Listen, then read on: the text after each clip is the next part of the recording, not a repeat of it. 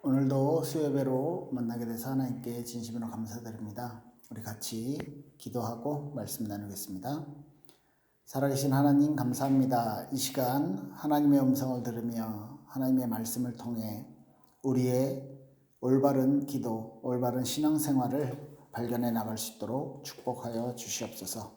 이 시간 하나님께서 원하시는 음성을 듣는 귀중한 시간 되게 하옵소서. 감사드리며 주 예수 그리스도 이름으로 기도드립니다. 아멘.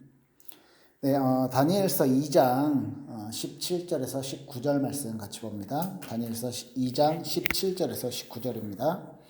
이에 다니엘이 자기 집으로 돌아가서 그 친구 하나냐와 미사엘과 아사랴에게 그 일을 알리고 하늘에 계신 하나님이 이 은밀한 일에 대하여 불쌍히 여기사 다니엘과 친구들이 바벨론에 다른 지혜자들과 함께 죽임당하지 않게 하시기를 그들로 하여금 구하게 하니라.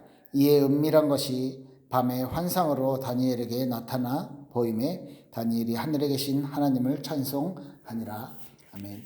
네, 다니엘서 2장 말씀은요, 느부갓네살 왕이 갑자기 이제 다니엘과 세 친구들을 이제 교육시키고 왕궁에서 사용하려고 했던 그 권세자 느부갓네살 왕이 갑자기 어느 날 꿈을 꾸게 됐어요. 앞쪽 이제 2장 앞쪽 내용을 쭉 읽어보면 그 꿈을 이제 해석하라고 많은 그 박수 술객들한테 바벨론 나라의 사람들에게 이걸 이제 명령을 내렸는데 이들이 이제 알 수가 없는 거죠. 꿈 내용도 말해주지 않고 꿈 내용도 너희들이 맞추고 그리고 너희들이 그 내용에 대한 해석까지 해라. 아니면 내가 너희들 다 죽여버리겠다. 이렇게 할 정도로 이제 느부갓네살의 이제 꿈이 굉장히 이제 아주 강하게 이제 자신에겐 메시지로 다가왔는데 그 부분을 이제 모두가 죽게 되었고 그래서 다니엘도 그들 중에 하나였기 때문에 다니엘이 지금 친구들에게 와서 이 일을 알리고 같이 기도하자. 그렇게 우리가 같이 죽지 않게 되기 위해서 같이 기도하고 같이 하나님께 은혜를 구하자 해서 같이 기도하고요. 그러니까 19절에 은밀한 것이 환상으로 다니엘에게 나타나 보임에 다니엘이 하늘에 계신 하나님을 찬송하니라 이렇게 하나님이 다니엘이 그걸 환상으로 알게 하신 것이죠. 이렇듯이요. 지금 우리의 기도는 하나님의 자녀의 기도는 하나님의 마음을 움직이시고 또 하나님께서 위기를 극복할 수 있는 새로운 뭐라고 해야 됩니까? 하나님의 자녀들이 하나님의 뜻 안에서 내 삶의 위기를 극복하고 넘어설 수 있는 굉장한 힘을 그리고 하나님의 기적을 맛보는 그런 기도의 비밀에 대해서 좀 살펴볼 수 있으면 좋을 것 같아요. 내용상으로는 느부갓네살이 꾼 꿈에 대해서 다니엘이 쭉 얘기를 합니다. 큰 신상이 있는데 그 신상의 머리는 금으로 되어 있고 그리고 가슴과 팔은 은으로 되어 있고 그리고 다리는 노수로 되어 있고 발은 철과 흙으로 되어 있다.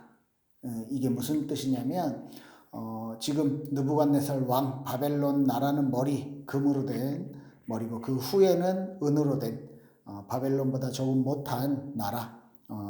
이게 성경에서 말하면 역사적으로 보면요, 그 바사 왕국 페르시아 왕국이고요. 그 이후에 이제 노스로 된 나라는 그 그리스입니다. 이제 우리가 알고 있는 그리스 알렉산드리아, 그 알렉산더 대왕의 그 대국을 그 제국을 말하는 거고요. 그리고 철로 된 무엇보다 강한 철로 된 그 왕국은 그 전 세계를 제패했던 로마 그리고 흙이 같이 섞여 있었다는 건 이제 여러 나라로 그 로마 시대 이후로는 이제 여러 나라로 분리가 돼서 지금 현대까지 이르러지는 내용들이고요. 그 속에서 이제 그 사람이 손대지 아니한 돌, 이제 예전 성경에서는 뜨인 돌이라고 하는데 이게 날라와서요 이 금신상에 발을 부시고 그래서 이 신상이 무너지게 되는 거죠. 그렇게 되는데 이 가장 강한 나라 로마 시대 때 예수님이 오시는 것을 말하는 거예요. 이 뜨인 돌에 대해서는 그래서 그 뜨인 돌은 우상을 이렇게 친 그 뜨인 돌이 태산을 이루고 온 세상을 덮는다. 온 세상에 가득해진다. 35절에 좀 읽어볼까요? 34절 또 35절에 보면 또 왕이 보신즉 손대지 아니한 돌이 나와서 신상의 새와 진흙에 발을 쳐서 부서뜨리매 그때의 새와 진흙과 놋과 은과 금이 다 부서져 여름 타작마당에 겨같이 되어 바람에 불려 간 곳이 없었고 우상을 친 돌은 태산을 이루어 온 세계에 가득하였으나 이렇게 되죠. 하나님이 쓰시는 그 뜨인 돌, 사람이 손대지 못한 그 뜨인 돌이 그 가장 강한 나라였던 로마를 치고 모든 앞에 있었던 금부터 은 전부 다 흩어지게 만들고, 그러니까 역사 속에 가장 중요한 사건을 하나님이 일으키시고 그 뜨인 돌이 35절에 보니까 태산을 이루어 온 세계에 가득했더라. 이게요, 이렇게 해석을 한 내용에서 보면 이제 44절 보면 이렇게 해석을 합니다. 다니엘이요. 44절을 한번 보세요. 여러 왕들의 시대에 하늘의 하나님이 한 나라를 세우시리니 이것은 영원히 망하지도 아니할 것이요 그 국권이 다른 백성에게로 돌아가지도 아니할 것이요 도리어 이 모든 나라를 쳐서 멸망시키고 영원히 설 것이라. 그죠? 하나님이 세우신 하나님의 나라가 그 주권이 나눠지지도 않고요 영원히 서게 되는 그 하나님의 나라, 이게요 그리스도를 의미하는 그리스도의 사역, 그리스도께서 세우신 그 구원의 왕국, 하나님의 나라가 이제는요 재림 때까지 영원히 이어지고 그 재림 때에 완벽하게 천국과 지옥으로 나눠지고, 그래서 하나님의 나라가 그때 이제 완성되어지는 것을 미래에 대한 하나님의 구원 사역에 대한 계시가 지금 같이 이루어지고 있는 것입니다. 그래서 이 미래에 대한 예언들을 지금 느부갓네살 왕에게 이것을 주셨고, 하나님이 주셨고, 이것을 통해서 다니엘이 느부갓네살 왕에게 인정받는 시간이 되었고요. 이 이후에 46절부터 쭉 보면 다니엘과 그 세 친구가 이 바벨론 왕국에서 지난번에 우리 주일날 들었던 말씀 속에서요, 그 1장의 내용 속에서 하나님에게 뜻을 정하고 기도 제목을 정확히 정하고, 그리고 바벨론의 우상의 문화와 동화되지 않기 위해서 그 뜻을 정하고 우상의 재물을 먹지 않고, 그리고 하나님 앞에서 이 믿음을 지키기를 간절하게 기도했던 이들이 느부갓네살 왕 앞에서 다른 모든 사람들보다 10배의 지혜를 하나님이 주시는 응답도 주셨고, 그들이 이제 점점 인정받고 이렇게 큰 위기 속에서 모든 지혜자들, 박수들 다 죽게 된 상황 속에서 다니엘 때문에 전부 살게 된 거거든요. 그리고 이들이 이제 이들을 통해서 하나님이 영광을 받으셔요. 45절부터 49절까지 쭉 한번 읽어볼게요. 손대지 아니한 돌이 산에서 나와서 새와 놋과 진흙과 은과 금을 부서뜨린 것을 왕께서 보신 것은 크신 하나님이 장래일을 왕께 알게 하신 것이라. 이 꿈은 참되고 이 해석은 확실하나이다 하니, 이렇게 이제 다니엘이 다 보고를 한 거죠. 꿈 얘기까지 하고 꿈에 대한 해석까지. 그리고 하나님께서 느부갓네살 왕에게 하나님의 일을 미리 보이신 것입니다. 이렇게 말을 한 거죠. 그리고 46절에 보니까 이에 느부갓네살 왕이 엎드려 다니엘에게 절하고 명하여 예물과 향품을 그에게 주라. 이게요, 아니 자기 신하한테 엎드리고 막 예물을 주고, 이게 좀 우리 상식으로는 잘 이해가 안 되잖아요. 그런데 지금 다니엘을 하나님의 어떤 제사장의 역할로 본 거예요. 그래서 하나님을 대신하는 역할, 그러니까 느부갓네살 왕이 불신자지만 다니엘의 하나님이, 다니엘이 지금 믿고 있는 그 하나님이 진짜 자기의 꿈까지 알고 그 꿈에 대한 미래까지 알려줬기 때문에 그 신을 섬기는 의미로 그 신의 대행자, 신의 대언자 다니엘에게 이 예물을 드리고 절하고 이렇게까지 하는 거죠. 그게 그 당시에 옛날에 문화였던 것입니다. 자기 신하지만요. 그리고 47절에 왕이 대답하되 대답하여 다니엘에게 이르되 너희 하나님은 참으로 모든 신들의 신이요 모든 왕의 주제시로다. 내가 능히 이 은밀한 것을 나타내었으니 내 하나님은 또 은밀한 것을 나타내시는 이시로다. 그러니까 불신자가 진짜 하나님을요 하나님께 영광 돌리고 불신자 입으로 하나님을 이렇게 높이는 일들이 그런 결과들이 일어나게 된 거죠. 왕이 이에 다니엘을 높여 귀한 선물을 많이 주며 그를 세워 바벨론의 온 지방을 다스리게 하며 또 바벨론 모든 지혜자의 어른을 삼았으며 왕이 또 다니엘의 요구대로 사드락과 메삭과 아벳느고를 세워 바벨론 지방의 일을 다스리게 하였고 다니엘은 왕궁에 있었더라. 이렇게 해서 2장이 마무리가 되거든요. 자, 보십시오.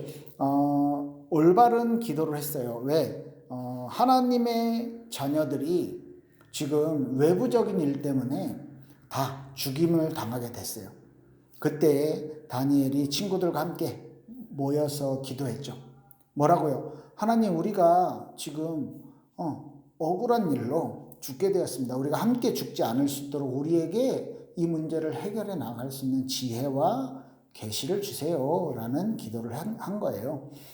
단순한 기도가 아니고 하나님께서 이 위기 상황을 통해서 우리에게 주실 것에 대한 분명한 이유, 메시지를 발견을 한 것이죠. 그래서 지금 다니엘은요, 분명히 이것을 통해서 뭔가 하나님이 하실 일이 있다라는 부분에 대해서 하나님의 어떤 아직은 명확하진 않지만 그 부분에 대해서 이제 인정을 하게 된 거죠. 그래서 하나님께 그 지혜를 구한 것입니다. 그때 하나님은요 그 기도에 응답하셨고 또 꿈에 대한 내용과 꿈에 대한 해석까지도 알 수 있는 그 응답을 환상을 통해서 주신 것이죠. 자, 우리의 기도는 어때야 되겠습니까? 단순히 하나님 우리한테 꿈을 주세요. 그러면 우리가 이거 꿈을 해석할 수 있는 그런 것들을 주세요. 그런 기도가 아니죠. 하나님이 지금 이 시간에 하실 일이 이제 하나님이 하시고자 하는 일이 무엇입니까? 라는 기도가 우리에게 있어야 되는 것입니다. 그죠? 하나님께서는요, 우리에게 원하시는 것이 있습니다. 1장에 우리 주일날 살펴봤었던 것처럼 내가 단순히 고기를 안 먹겠습니다. 내가 단순히 우상 제물 안 먹겠습니다. 이런 거랑 좀 다르게요. 하나님, 지금 내가 나라를 잃고 우리 나라가 힘이 없어서 내가 포로로 잡혀왔습니다. 내가 이 포로로 잡혀왔지만 나는 하나님의 자녀고 하나님의 자녀의 정체성을 가지고 있는데 내가 여기서 무엇을 해야 합니까? 내가 여기서 어떻게 하나님의 뜻을 알고 어떻게 이 하나님의 뜻을 펼쳐나가야 되겠습니까? 에 대한 질문이 정확하게 있었던 것이죠. 그때 하나님이요 다니엘에게 마음을 주신 거예요. 바벨론의 이 동화시키는 정책에 내가 동화되지 않고 하나님의 자녀로서의 정체성을 가지고 특별한 하나님의 은혜를 체험해야 되겠다라는 그 뜻을 정하고 결단했을 때 하나님이 축복하셨거든요. 여러분들의 인생이, 우리들의 인생이 그렇습니다. 하나님이 내게 원하시는 것이 분명히 있어요. 결과는 사실 모든 사람이 다니엘처럼 이 세 친구들처럼요 막 10배 지혜를 얻고 막 왕들을 상대해가지고 이런 결과는 아닐 수도 있습니다. 그런데요 한 영혼 한 영혼이 온천하보다 귀하기 때문에 저와 여러분들을 통해서 우리가 복음이라는 것과 우리가 하나님의 뜻, 하나님이 기뻐하시는 것, 그것을 발견하고 그것을 따라가는 그 뜻을 정하는 것, 우리의 영적인 정체성을 굳게 잡기 위해서 달려나가는 그 발걸음, 그곳에 한 영혼과 함께 그리고 하나님의 뜻을 통해서 그 상대가 하나님께 영광 돌리고 하나님께 감사할 수 있다라는 그것 하나, 한 영혼에게 하나님을 알리고 하나님의 소원을 전달할 수 있다는 것, 그것 자체가 우리에게는요 너무너무 큰 가장 귀한 축복 중에 하나가 되어지는 것이죠. 그렇기 때문에 응답의 크기는 중요하지 않다고 봐요. 이들이 성경에 쓰여질 만큼, 그리고 그 당시에 최강대국 바벨론의 막 총리가 되고 고위 관직이 되고, 지금 이 사건, 특별한 사건 하나 때문에 왕이요 저 지방에 쉽게 말하면 도지사 만들고 막 켄초 만들고 막 이렇게 하는 거잖아요.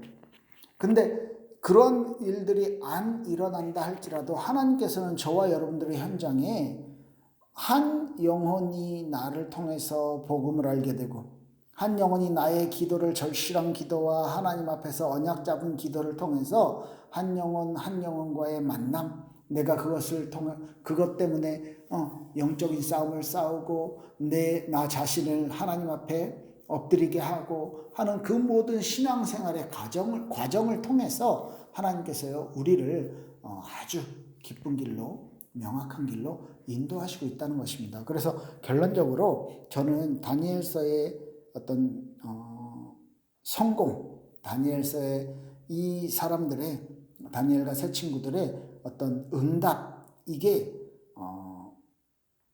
영혼을 살리는 부분, 그리고 불신자들이 하나님을 알게 되었다라는 선교라는 부분에 대해서 여러분들이 좀 같이 생각할 수 있으면 좋겠다고 생각합니다. 그래서 2장에 느부갓네살 왕의 꿈을 통해, 이 꿈을 통해 모두가 죽게 되었는데 지금 다니엘과 세 친구가 함께 합심 기도함으로 이 위기를 극복해 나갔습니다.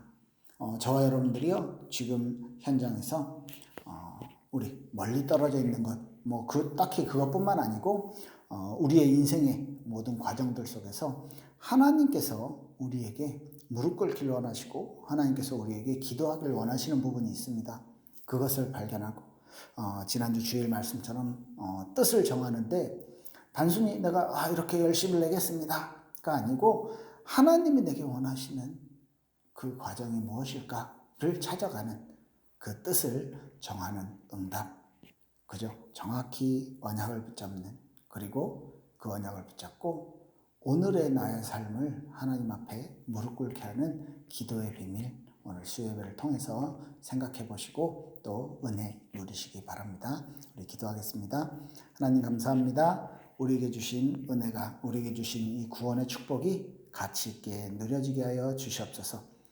위기 때에 또 문제 앞에서 기도하며 넘어설 수 있는, 위기를 승리할 수 있는 은혜 또한 허락하옵소서. 감사드리며 주 예수 그리스도 이름으로 기도했습니다. 아멘.